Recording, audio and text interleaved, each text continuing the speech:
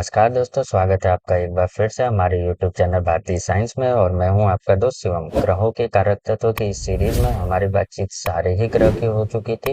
बस बचा है एक ही छाया ग्रह जिसका नाम है केतु। तो आज हम लोग बात करेंगे उसी ग्रह के बारे में, केतु के बारे में। केतु का कारक तत्व जो है वो सारे ही रंग बिरंगे पशु पक्षी, ठीक है, उसके साथ साथ कुत्ता मुर्गा सींग वाले पशु, इन सारी चीजों पर कारक तत्व होता है केतु का। और उसके साथ-साथ सारे ही रंगीन चीज़ों के कारक जो हैं, वो केतु हैं। सींग वाले पशु के भी कारक हैं केतु।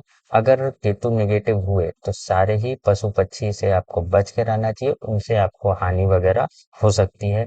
जैसे टकरा जाना रास्ते में, या वो खुद ही आके आपको मार दे कहीं पे भी आप खड़े हो या कुछ भी हो। तो आपको इन सारी चीज़ों से बच के रहना चाहिए अगर केतु नेगेटिव है तो।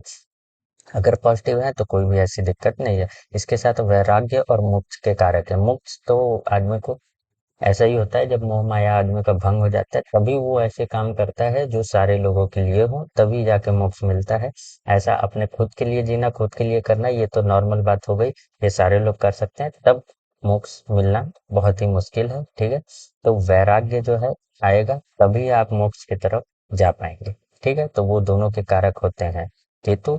उसके साथ-साथ वैराग्यता बहुत ज़्यादा ले आते हैं आपके अंदर शनि भी, वो सारी चीज़ों से आपको डिटैच कर देते हैं, तो आप जाते हैं उसके बाद भगवान की शरण में, भगवान की चीज़ें करने, तो मोक्ष के कारक के तौर पे वो भी देखे जा सकते हैं, पर वो मेन डिटैच करते हैं। बाकी मेन कारक जो है वो केतु ही है, ठीक है। हकलाना जैसी बीमारियां भी कर सकते हैं अगर आपके इसमें केतु जो है वो प्रभावित हुए, दिक्कत में हुए तो।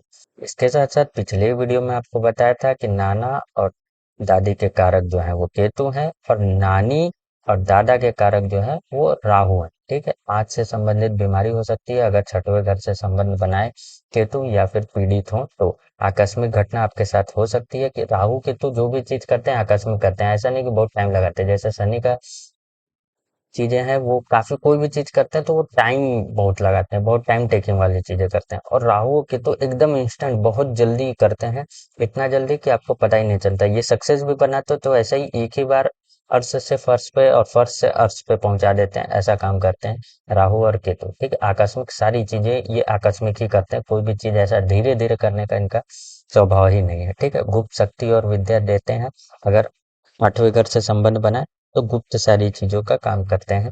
अगर लग्न वगैरह से संबंध बनाए तो झूठ फरेब छल कपट चालाकी, ये सारी चीजें आपके अंदर आ जाती हैं। और लग्न से संबंध बनाए उसके साथ साथ जो है ये पीड़ित भी बहुत ज्यादा हो जाए तो चोरी वगैरह ये सारी चीजें भी आ सकती है। कंबल इसमें इसलिए लिख रखा हूँ ताकि अगर केतु बहुत ज्यादा निगेटिव है, आपको दान वगैरह करना है तो आप शनिवार के दिन कंबल वगैरह दान कर सकते हैं गरीबों में, जिससे केतु से संबंधित चीजें ठीक हो सके। और भी, ठीक है। इसके साथ साथ त्वचा रोग के एक कारक होते हैं बुध, और दूसरा केतु भी काफी हद तक त्वचा से संबंधित रोग देते हैं अगर छठवें घर से संबंध बनाए या पीड़ित हो तो, ठीक है। ये सारी चीजों के कारक होते हैं केतु।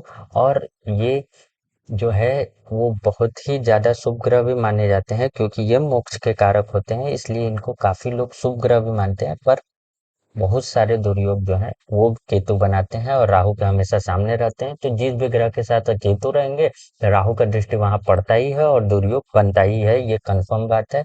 तो इस वजह से इनको शुभ ग्रह के श्रेणी में नहीं रखा गया है, पर फिर भी ये अच्छा खासा शुभ ग्रह का काम करते हैं, ठीक है। तो ये था सारा कुछ, जीत जीत के कारक हैं केतु।